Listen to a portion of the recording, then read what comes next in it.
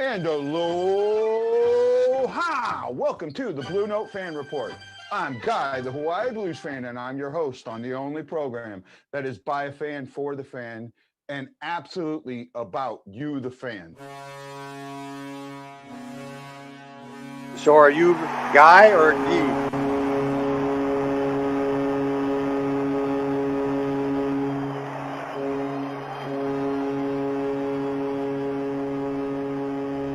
Ed Danowski. You're not in Hawaii? I wish. To Mr. Gary Younger. Hi, Dee. Hey, sir, how are you? And Brock, how are you doing? Doing great, sir. Doing great. Honored to have you on the show.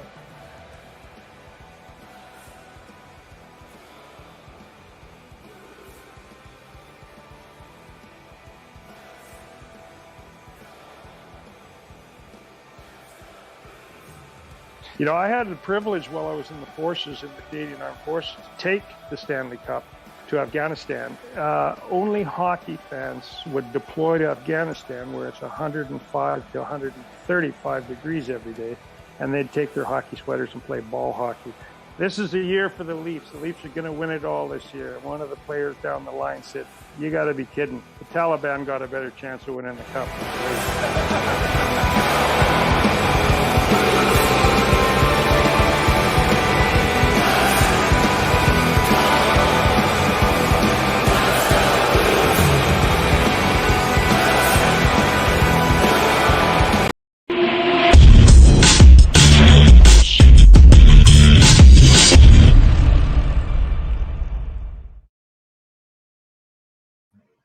Today, after the pre-game meeting, Coach Craig Berube was asked who would start in goal.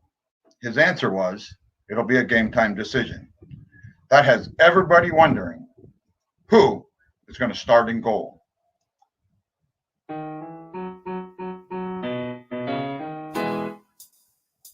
Oh, I wonder who's going to start in goal? Tell me, oh, who's going to start in goal? I've got to know the answer. Is it Bennington or Rousseau? Oh, I wonder who's going to start in goal?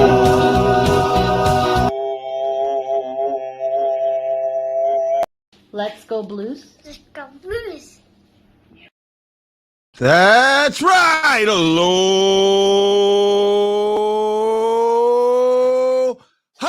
Welcome to the Blue Note Fan Report. I'm Guy, the Hawaii Blues fan, and I'm your host on the program that's by a fan, for the fan, and you got to know all about you, the fan. That's right. It's all about you, the fan. We absolutely love you. Every moment, everything we do is about you. We're here for you. This is the Blues pregame show for you. And we've got our buddy Ian.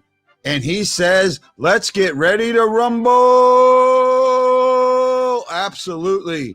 We got Klim Kostin starting tonight. And I got a special guest. Let's welcome my buddy, my pal, my shipmate, Sam the Man Manzella. Hey, Sam, how you doing today? Welcome to the Blue Note Fan Report. And Hey, how you doing, buddy? Oh, I'm doing great, man. Hey, everyone, we're having a little internet issues. Please forgive us. We'll get through it the best we can. Are you ready for the night's game, Sam? Oh, I'm ready. We got 2 games left. It's time to get playoff ready so we can shock the world again, just like 2 years ago. Well, I don't know about shocking the world, but I do think they can make some noise. And as soon as I do get online, my camera decides not to work. I do think they can make some noise. I don't, for me, and I've talked about this before. For the first round teams, the teams that are 3rd and 4th, their goal is to get to 6 or 7 games, right? That's your goal. If you can get to 6 or 7 games, you've done what you needed to do, right? And that's because you're expected to lose. You Agreed. push it, and That's what you're looking for. That's considered a win in my eyes. If you win, that's a bonus, right? And we'll see that. Right. We'll see that. So let's see what I got here. I got Hefner saying morning, Ian saying hello, Ryan Green. Imagine Kostin starting out high like Cairo did in the beginning of the season. It'd be nice to see. The one thing about Kostin is he just got done playing in the KHL playoffs and winning the Gagarin Cup. That's a lot. That's actually, he's got hockey under his belt. So he's not coming in cold, right? He's coming in knowing what he's playing, knowing how he's already playing some. So I'm looking at that being much better, right? Giving him some chance. For my pick'em contest, I think I'm going to pick him today. I think he can get a point or two. I don't know if how the Blues are going to come out tonight, to be honest with you, Sam. If you remember the game against the Kings, neither one of those teams wanted to play that game.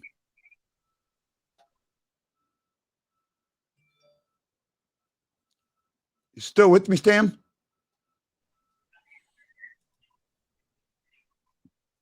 You still there, Sam? Yeah, I'm still here. Can you hear me? Yeah. You're freezing up on me, going in and out. Not sure how much you heard of what I asked you. What I was saying is I don't think that the Blues, I don't know how this game's going to go, because that last game against the Kings, neither team came out like they wanted to play that game at all. Yeah. I mean, it's kind of bit in pieces. I kind of heard a little bits and pieces of that. But yeah, I do agree. I don't really think either team wanted to be there. None of them really had anywhere out of it. The Blues are already in it. There's no chance that they're going to catch up to the Wild. It's just kind of one of those whole hum kind of almost boring. Well, I know where you're at. There is one thing that could happen. Next 2 games. See, there's one thing that could happen, and no one's talking about it because of who the Colorado's playing the Kings, and they've destroyed them this season. Colorado's at 78 points. If somehow they lost both those games and Minnesota won both those games, Minnesota could take the second spot, right? So that's not a complete lock for them. It's a possibility there. Okay. Hold on a second. Copy the clip. So that's kind of what I'm looking at. Hey, since you're going in and out and lock, I'm going to bring in Brock to see if we can kind of settle this out a little bit. I hope you don't mind me bringing Brock in with you. Okay. So stand by while I kind of try and figure this out. This is an interesting time in the NHL. One of the things, first of all, I think the NHL has done a very good job with this season, right? Overall, they've done a great job at getting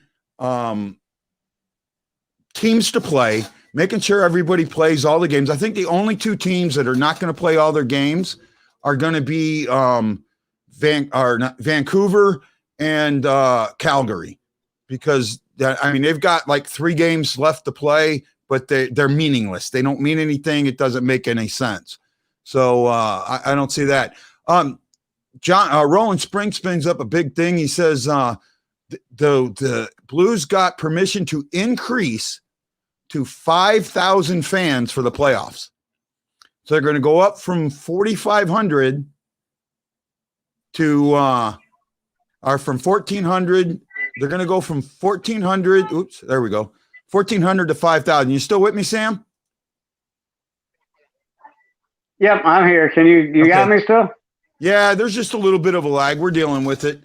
Hey, I sent you. Yeah, you're going in and out on me.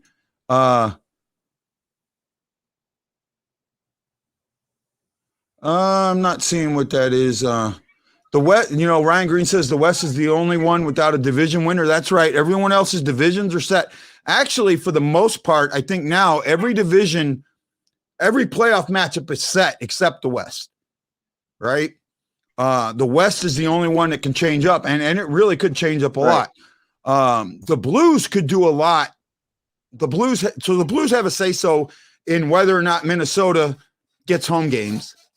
And then the Kings have a say-so in whether or not the Avalanche can win the division. I really think that the Kings could come out. Now, if I'm the Kings, I'm going to play all my young guys and let them go out there with something to prove. To me, that makes the most sense. Hey, Rob, if you're still watching, I sent you the link on Twitter.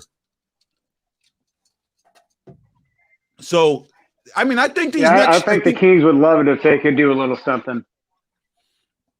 I really do. I think that the Kings see this. Look at Clinton Byfield, right? This kid was drafted second or third overall by the Kings, and he was second overall. He has been out there practicing as hard as possible, and he wants to show that he's NHL ready now, right? There were picks lower than him that got into play before he did, which I thought was not smart. I think they should have brought him up earlier, but he's up now, so let him go. And I'm ready for him to really make some noise, and I think he can. I think Clinton Byfield can make some noise in the NHL, and I like that. Actually, yeah. I'm not sure about that. And I think, to your point. Go ahead. Go ahead, Sam. Oh, no, I was going to say, to your point on that, this is an audition for next year, because this could go a long way in the Kings deciding what they need to bring in for next year, if they need to go out and get a scorer or if they need to go out and get a defenseman.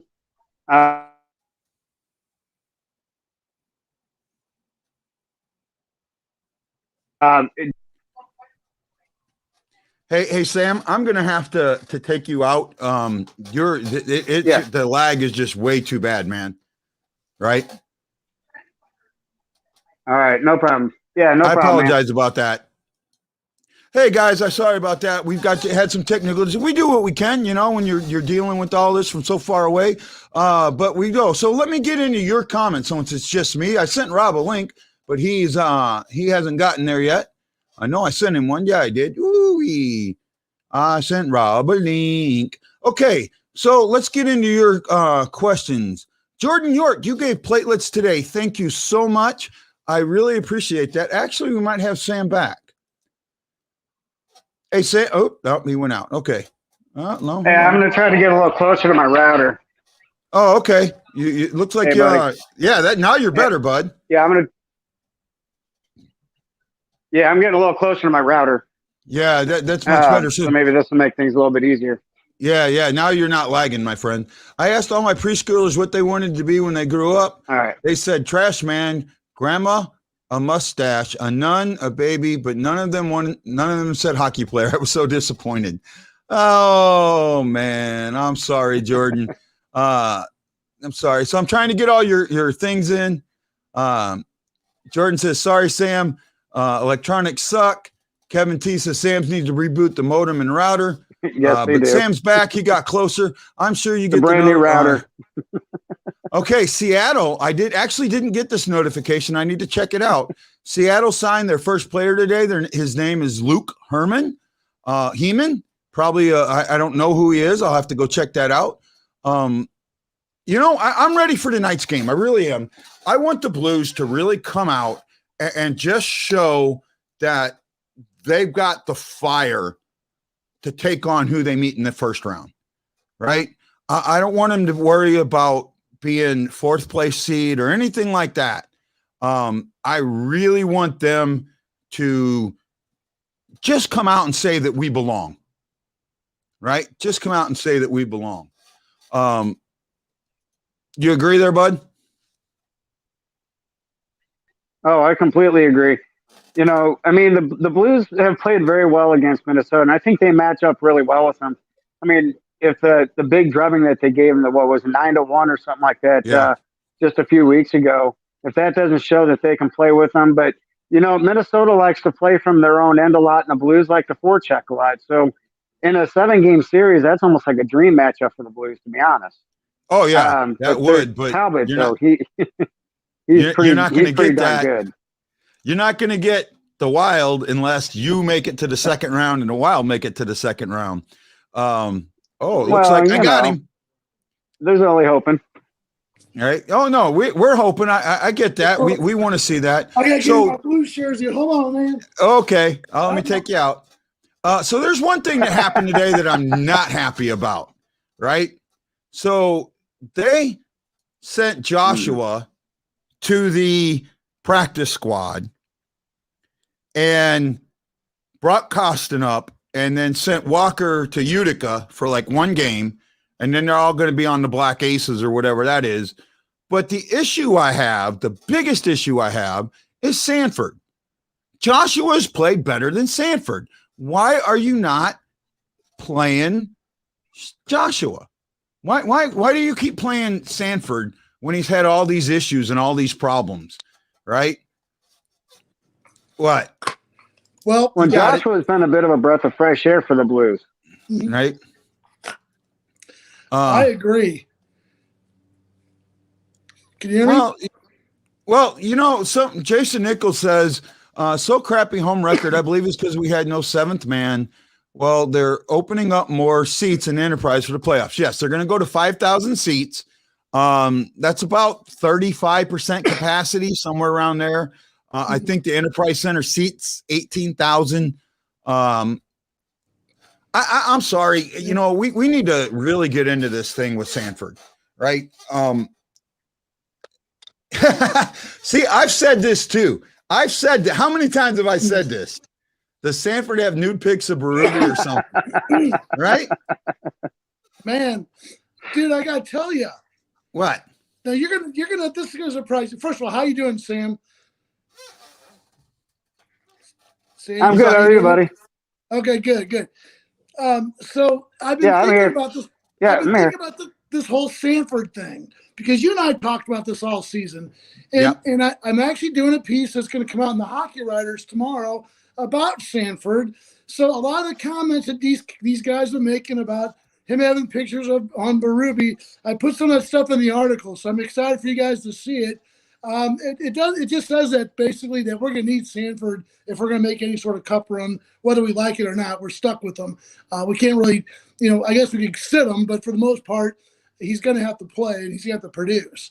I'll say it for tomorrow. But I'm glad you brought that up because I feel like he's taken. He's been unfairly judged, I think, by a lot of people. His mistakes are more amplified than other players' mistakes. And Guy and I go back and forth on this all the time, but. No, and I got to say this, right? I seen that article in Gateway City Sports, and I read it, and I said, okay, you can make Stantz say whatever you want him to say, basically, right? He played 300 minutes or something like this, so he used a qualifier, and when you use a qualifier, it makes me wonder why you had to use the qualifier. Now, I do get sometimes you get guys, let's say you had a guy that played one game and didn't have a turnover, or let's say you had 5 guys that did that. Well, okay, I get that for that, right? I get that. The problem with stats with Sanford is the eye test. And when you use the eye test, right?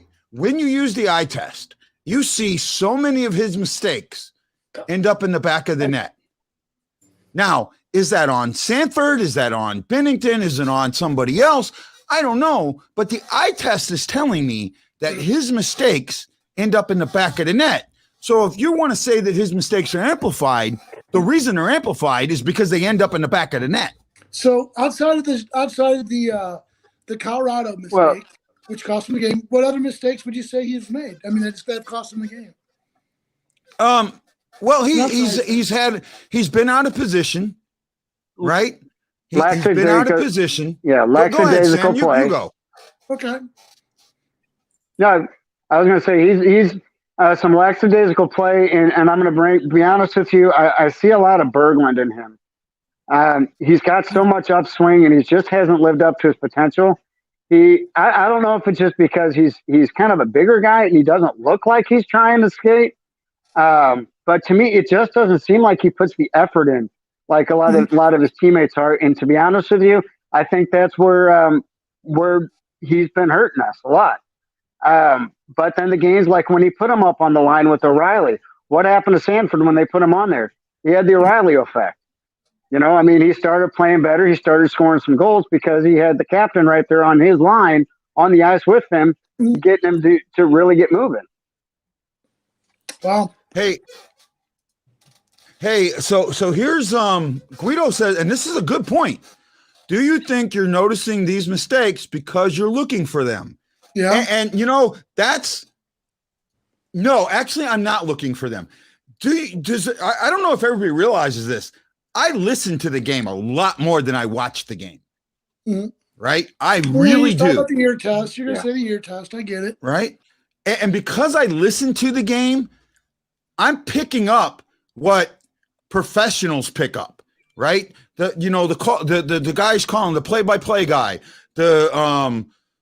today you guys are lucky. I don't know which announcers you got, but your game is on Bally Sport. Mine's on MSNBC. Right? So I've got national announcers. I don't know if you guys are getting Panger or not, but I'm getting the national announcers. I think we get Panger tonight. Okay. Sometimes we do.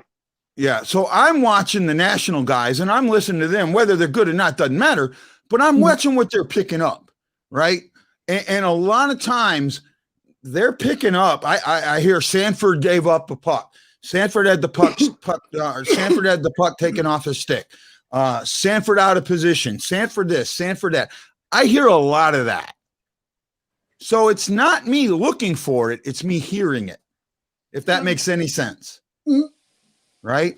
Look, yeah, and to add to that, you know, with some of these people saying that kind of stuff. Oh, go ahead, guy. No, go ahead, Sam. Well, what I was going to say on that point is, you know, these people that don't like Hoffman and they say, oh, he's not any good and all that kind of stuff. The same could be said to those to those fans too. Are you saying that Hoffman isn't any good because you're looking for his mistakes? You're not looking at the fact that he's in the top 5 on the team in points. You know, you're not looking at what he actually does and the fact that there's been times he hasn't exactly been used with the right people and used to his skill set. Oh, you know what? We got how much time we got? We got a little bit of time. You know, I'm thinking here that no, you make a good point about Hoffman. Now I've been on the Hoffman bandwagon all season. Yep. Right? I thought Hoffman was a good addition. I think Hoffman's been played wrong, but when he's allowed to play his way, he's done very, very well. Right. But let me bring this back to your point about Berube. Okay. Again, he treats Zach Sanford in one way, and the perception is that he's kind of his pet or whatever. But Mike Hoffman, you know, he really rode him, and Mike Hoffman is actually a better player, a more established player than he just has had a better career than Sanford. Exactly. No, I'm saying Mike Hoffman has had a more productive career. You know. So why did it work for Hoffman but not for Sanford? I mean, it just, again, maybe it speaks to the different standards in the locker room. You know, we talked about that. But now, see, I'm glad that you're finally starting to see that from me. Look, I've got nothing. Hold on, I've got nothing against Berube. Absolutely nothing. Okay, he has made a lot of mistakes in his coaching. And you know what? That's fine. You can make mistakes. I get it. You're still a new coach. You're still a pretty young coach, right? You only coached for 2 years in Philadelphia. He still has yet to. Yeah, I was going to say, he hasn't actually coached a full 82-game season yet. No, his first season, he came in halfway in. And the last year was a COVID season, and this year was a COVID season. So he hasn't been a head coach for the Blues for a full 82-game season yet. Not for the Blues, but he was for the Philadelphia, I think. Right. I think he was for Philadelphia. Right. We could say Cairo isn't heavy enough to play yet. He's going to get hurt, but he's got but he's too good to send down. So, hey guys, I'm trying to catch up with your comments. I got to mention this. I love you guys. Yesterday, we did a show. Me and Brock did a show. Hour and 15 minutes with Windy City Hockey. Right? We had 38 viewers, 36 viewers. Yep. Okay, no big deal. 240 comments. 240 comments from 36 people. 200 were from Jordan York. I'd clap, but I can't. Oh, shoot. 200 were from Jordan York. Yeah. No, but I guess I got to tell you guys, that warmed my heart. That absolutely warmed my heart. So Jordan goes, "You're welcome. It was a lot of me." Ryan Green's, "I think I did 10 comments." But no, I'm telling you, because this is what this show is about: engaging in the fans. Sure. And we engaged in the fans. And as I'm talking about this, I'm watching the numbers go up. So people are joining us. People are sharing this out. People are telling people about this show. That's what we want. We want people to know that this is the pregame show for them. I try and get your comments now, but you got to understand, when you guys throw 240 comments in an hour and 15-minute show, I'm not going to get to all of them. Yeah. I'm really not. I'm going to get to as many as I can and cover as much stuff as I can. Right? And that guy I would engage with a flipping wall. I love you, Jordan. We absolutely love you. But I want to get back. Excuse me. Okay, I want to get back to I got the lines. Let's do the lines first. You ready? Sam, you got something you said? Sam wants to go. Go ahead, Sam. I was just gonna bring up a previous conversation you and I had for a little while that'll get on Jordan's nerves. So remember we were talking about the roster and each of my family's favorite players. Yeah. What was one player on the team that I told you my wife really liked? Perron was her hubba bubba. I can't remember who that was. Perron. That's right. Yeah. Jordan's favorite player. Yeah, that works. Okay, so the forward lines are O'Reilly centering Barbashev and Perron. Bubba, your hubba bubba. Second is Shen centering Schwartz and Kyrou. Third line is Thomas centering Hoffman and Kostin. Fourth line is Sanford centering McCachran and Clifford. Krug and Falk on the top pairing. Scandella and Pareko on the second. Krug and Mikkola and Bortuzzo. And Mikkola is in. You know what? Thank you, COVID. Jake Wallman has COVID. So now Mikkola gets to play. And Mikkola, I'm sorry, is better than Wallman. Wallman's gotten better. Mika's better. Wallman's gotten better. COVID is probably the deadliest thing that's hit our planet. But besides that, let's move on. No, it's not even close. But that's neither here nor there, right? Okay, I don't want to get into it. But thank you for the situation. Nice. No politics on my show.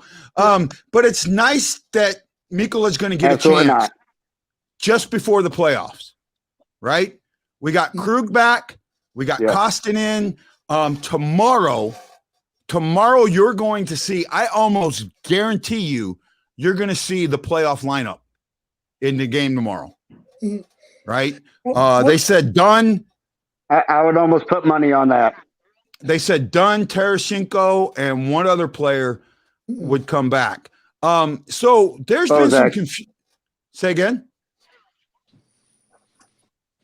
Bozak will be back tomorrow. Well, no, Bozak was, but there's who else set out today?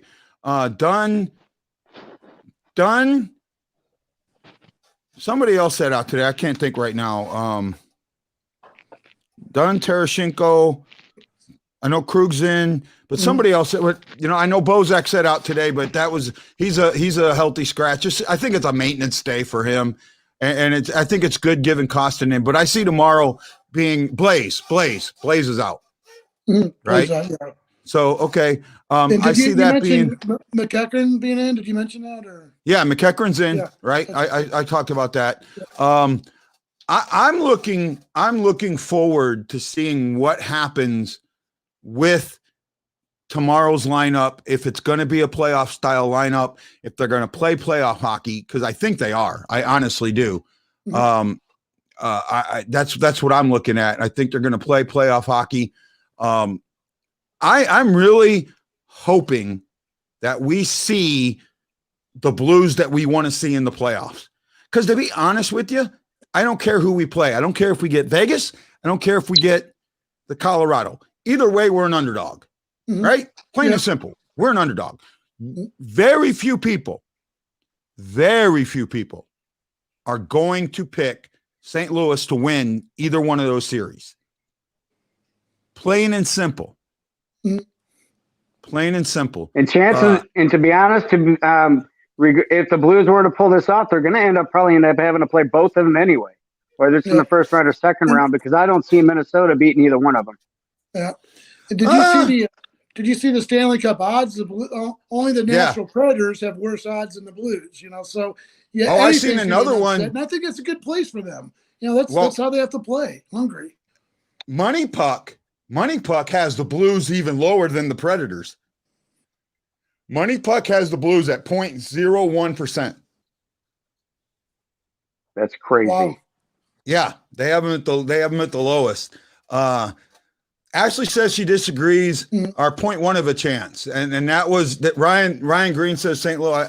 St. Louis, I saw had a 0.1 chance. That was Money Puck. The Vegas odds have the Blues, the 15th team instead, and where Money Puck has them at the 16th team. Ashley says that I disagree. Minnesota will beat Vegas. I think Minnesota could shock somebody, right?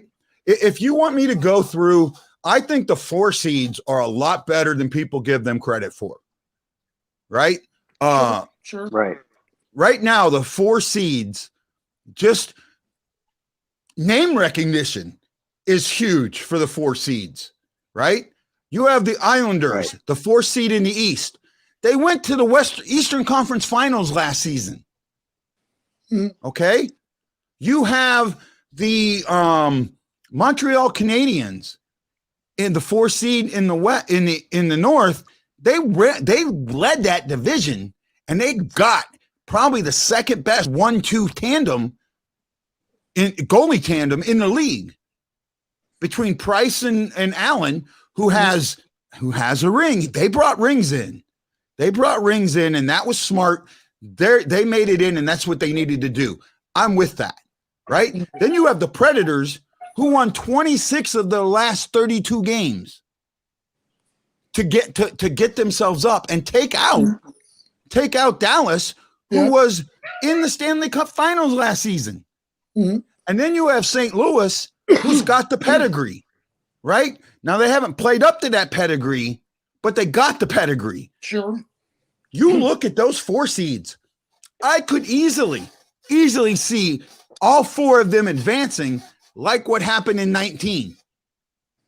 In 2019, every number 1 seed lost in the first round, including the historical sweep of the Lightning for winning the President's Trophy. Yeah, that's right. Well, so and to show you again, anything can happen in the playoffs. I can't remember what year it was, but the Blues actually played the Kings in the first round, and the Kings had the worst record out of all 16 teams in the playoffs.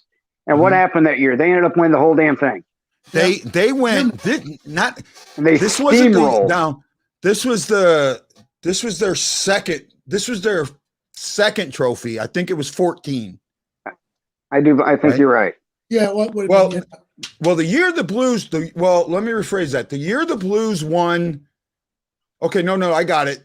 The year it was 12, because in 12 they swept the Blues in the second round. Yes. The year the Blues won the Conference President's Cup, they got beaten 7 by the Sharks. Right. But in 12, In 12, they faced the Sharks in the first round, beat them in 5. They beat them in 5, right? And I know that because I watched Game 5 in San Francisco. Game 5 was in St. Louis. I watched that game in San Francisco. That was fun.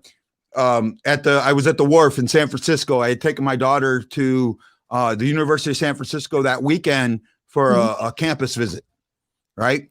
So we were doing that. And then they faced Vegas or the Kings, and the Kings end up going 16-2. 16-2 that season. Yeah. That was amazing. But you know, Guy, you bring that up. That's a great point because it's like, you know, these teams that are coming in the playoffs, like Nashville winning 26 out of their last 30. I mean, that's scary. I mean, that's a team that's playing hot. You know, I think the Blues, you know, we've been waiting for them to get hot, and they just really haven't clicked. Again, now they got some of the pieces in place. Maybe they can make a run. Again, I think it's really an uphill battle, but I think you're right. These teams are coming in really hot. I think they can kind of shock the system. So even Toronto's got a ton of pressure on them to win it. And if they even lose their first game, everyone can start piling on them. And it's going to be a tough road where when you don't have anything to lose, if you just go out and play, it's a whole different strategy. And it's a great way to play without carrying an extra load on your back. Yeah. So whoever we play is going to be the President's Trophy winner. I think that bodes well for us in some ways, 13 was the last time say again? It's the President's Trophy jinx. Yeah, I mean, the last time that the President's Trophy winner won the cup was the Blackhawks in 13. Right? Yeah. So you're going way back. And then last year, the President's Trophy winner was Boston, and they got bounced in the second round, right? They almost got bounced in the first. The Blues got bounced in the first round, but they won the Western Division. So, this is the chance for the Blues to prove who they are. Right? Yes. And Roland's right. That was a shortened season. 13 was a shortened season. So, and this is a shortened season. So, that just kind of, what does that mean for the President's Trophy? I got to tell you, I'm concerned. And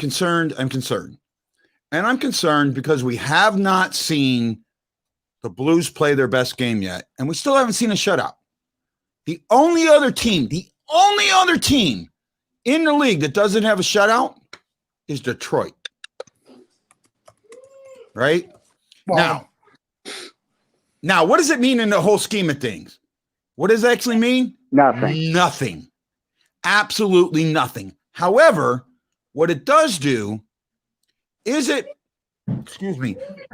shows that your defense and your goalie are completely on the same page for an entire 60 minutes.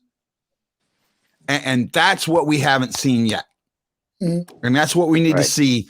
That's what we need to see. So I'm okay with it. By the way, Jordan, I have 2 daughters.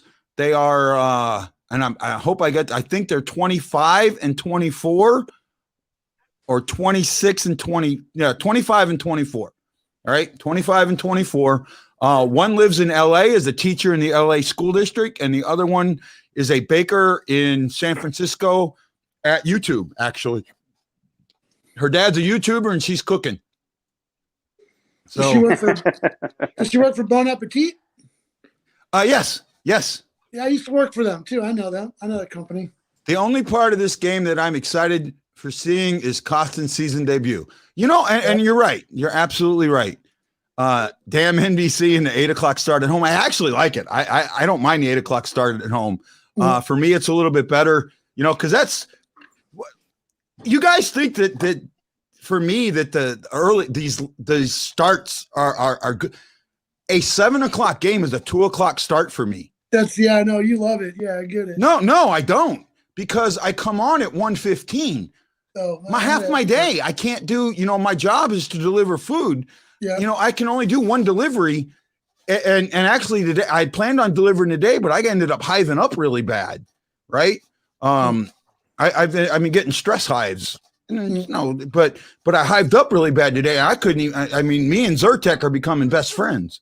Yeah, right? I got you. That's the time of year, man. Right. So, yeah. But, hey, we're here. He says, not if you got to get up at 5 a.m. Central Time. No, I get it. I get it, Kevin. I really do.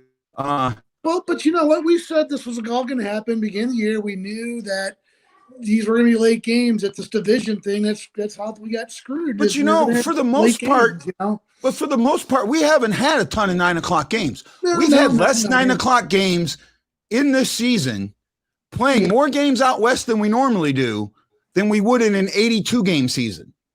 Yeah. Right? Agreed. We played more games out west this season in 56 games than we would have played in a 42 game season. Right? Or an 82 game season, pardon me, in an 82 game season. So they capped the 9 o'clock starts to a minimum. They did a very good job with that. They only started bumping the 9 o'clocks up when more fans could come into stadiums, right? Mm-hmm. When Vegas upped their thing to 7,500, I think it was, that's when they moved the start. And I get that, right? You can't be, and I know for you guys that are up at 3 a.m., I get that. I know if you don't watch the post game show because of the late game, I get that.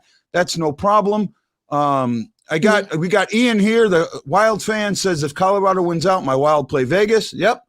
And that's right. They've got to win both games. If they win both games, they've got it. If they don't, if they need the 4 points. If they lose in overtime, or if they don't get 2 points, 4 points, they don't get it. So that's all this one. And Sam, we meant to ask this earlier about your hand. How you doing, buddy? How's your hand? Oh, I'm doing second day after, first full day after surgery. It's getting there. It's going to be a work in progress, buddy. What happened? What happened? You mind me asking? I had a carpal tunnel surgery.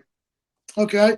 I broke both my wrists 2 Christmases ago, and that's lovely. That's a lovely time, man. My spirit's with you, buddy. That hurts. I appreciate it. Oh, guess what? We got something to do. What? We got something to do. Oh, no. Oh, yeah. Here we go. And a 1, and a 2, and a 1, 2, 3, 4. Happy birthday to you. Happy birthday to you. Happy birthday, dear Bernie. Happy birthday to you. Yeah, the birthday song. Why would you do that? Hey, Brock, why would you do that to him on his birthday? That's terrible to do that on his birthday. Hey, Brock. Yeah. Brock, thank God for hydrocodone. I guess so. Yeah, I got you, man.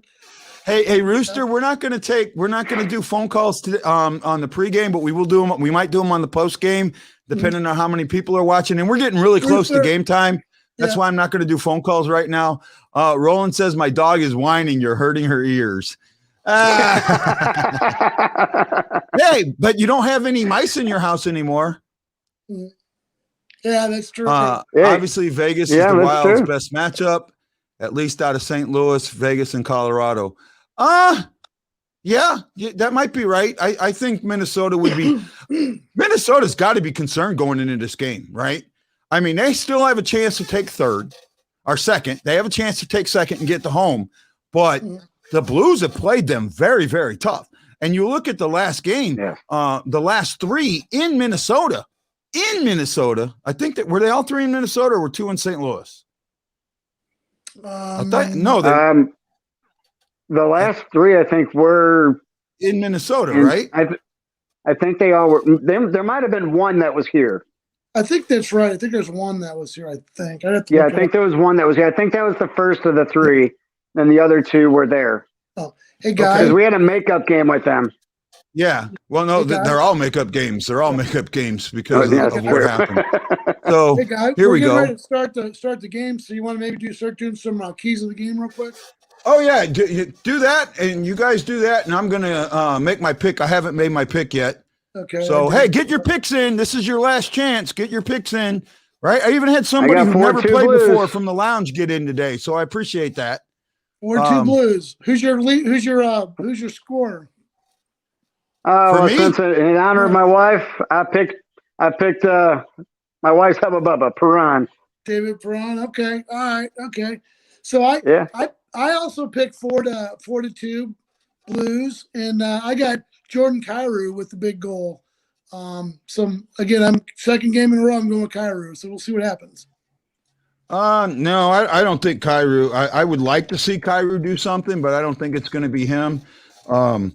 I actually think that the person that's got the most approved tonight is the one that you want to pick, and I don't think a lot of people are going to pick him.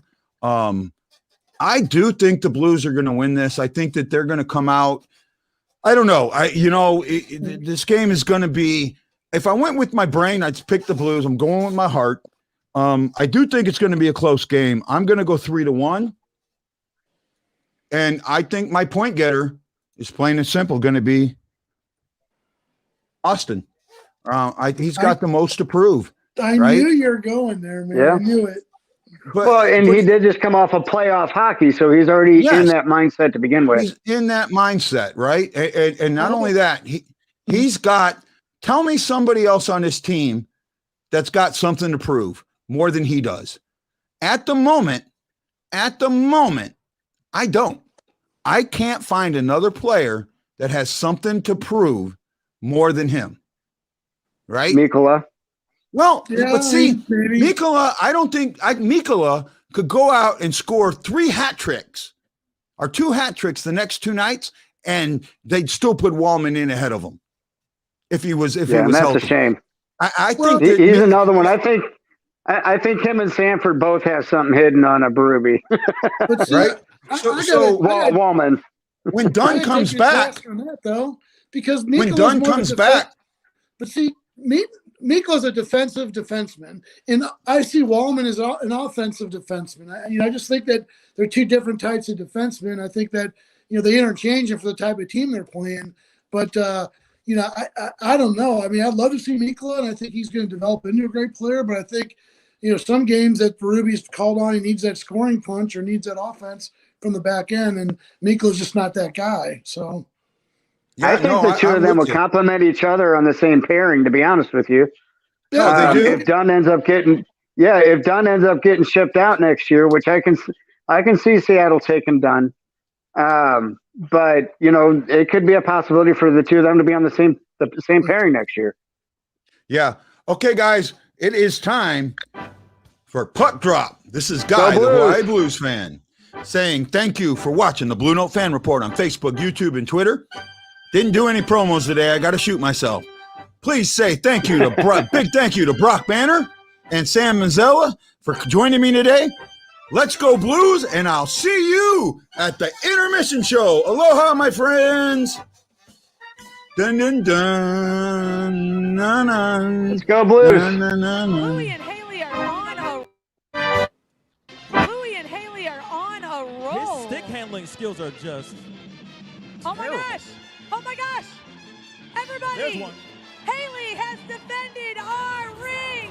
Woo! She won! Haley, we have an autographed Braden Shen jersey for you. That's for you right there. Haley, can you give me a Let's Go Blues? Let's go Blues!